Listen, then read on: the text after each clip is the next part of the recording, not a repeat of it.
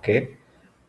In this session, I will be explaining about few Java concept that is cloning.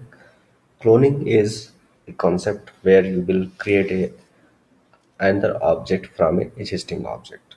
So whatever properties and methods that are available in a object, and at a particular instance what is the content of a particular object. When that object is cloned, new object will carry those attribute values at that time. Okay, so that's where cloning comes into picture. Serialization, I will explain. Serialization is when you are passing object from one network to another network, and when you need it you can get it back. So this is something like saving the object onto the file system, and when you need you can get it back. Okay.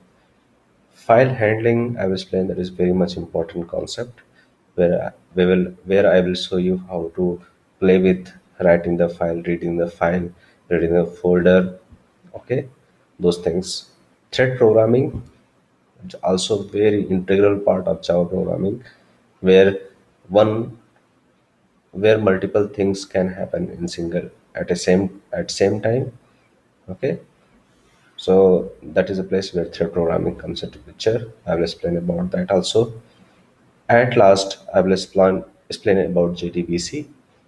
Okay, so JDBC is about database connectivity using Java, and writing the content into database tables in form of row and columns, and creating the tables, manipulating the tables, and reading the data from database. So those things that I will cover in JDBC.